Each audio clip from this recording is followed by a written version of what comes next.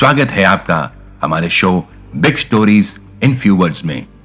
Warren Buffett, जिन्हें Omaha के Oracle के नाम से जाना जाता है, उन्होंने अपने निवेश कौशल से दुनिया को प्रभावित किया है। यह पुस्तक बफेट के सबसे प्रमुख सौदों का विस्तृत विवरण देती है, जो उनके निवेश सिद्धांतों और दृष्टिकोण को दर्शाते हैं। उनका पहला निवेश उन्होंने 11 साल की उम्र में किया था, जब उन्होंने सिटी सर्विस प्रेफर्ड के 3 शेयर खरीदे। इस छोटे से निवेश से उन्होंने सीखा कि बाजार में धैर्य और दृढ़ता कितनी महत्वपूर्ण है। जब शेयर का मूल्य गिरा तो उन्होंने घबराहट में अपने शेयर बेच दिए, लेकिन बाद में मूल्य बढ़ गया। इस अनुभव से उन्होंने यह सीखा कि बाजार में धैर्य रखना कितना महत्वपूर्ण है। अपने किशोरावस्था में ही बफेट ने कई छोटे व्यवसाय शुरू किए, जैसे कि गम और कोका कोला की बोतलें बेचना।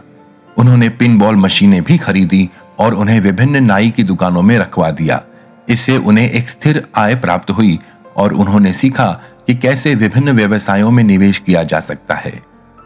बर्कशायर हैथवे का अधिग्रहण वॉरेन बफे के जीवन का एक महत्वपूर्ण मोड़ था।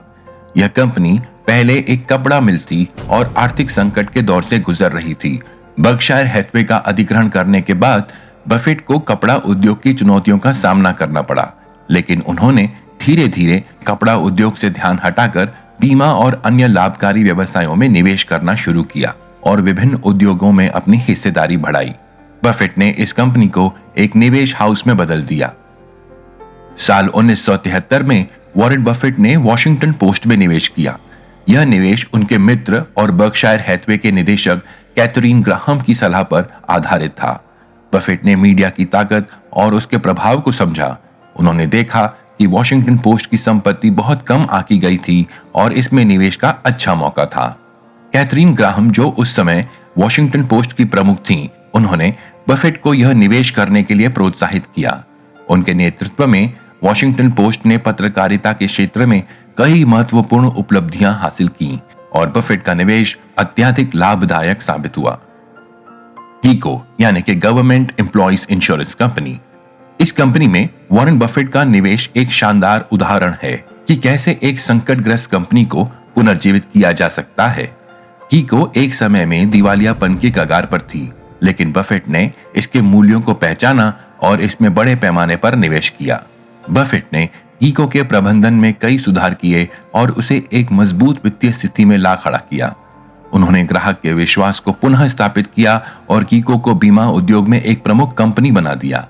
यह निवेश बफेट के सबसे सफल निवेशों में से एक साबित हुआ। साल 1988 में बफेट ने कोका कोला में बड़े पैमाने पर निवेश किया। उन्होंने समझा कि यह कंपनी एक मजबूत ब्रांड है और इसके उत्पादों की मांग हमेशा बनी रहेगी।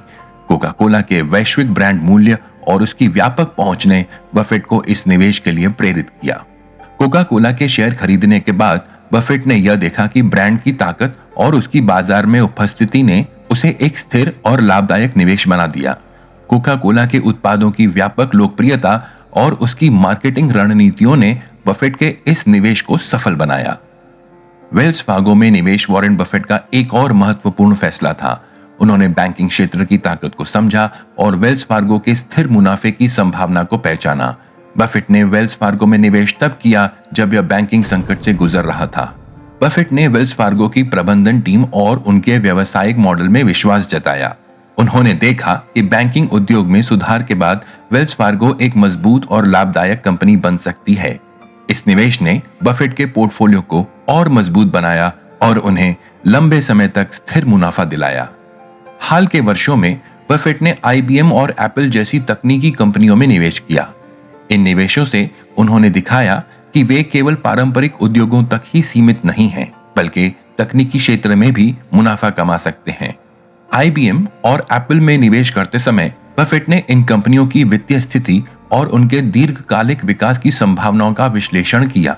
उन्होंने देखा कि ये कंपनियां अपने अपने क्षेत्रों में अग्रणी हैं और उनके उत्पादों की मांग बढ़ रही है।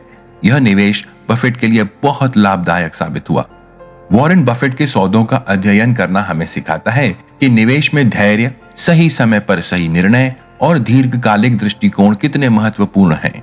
यह बुक निवेश की दुनिया में बफेट की अद्वितीय यात्रा को दर्शाती है और हमें प्रेरित करती है कि हम भी अपने निवेशों में सफलता पा सकें।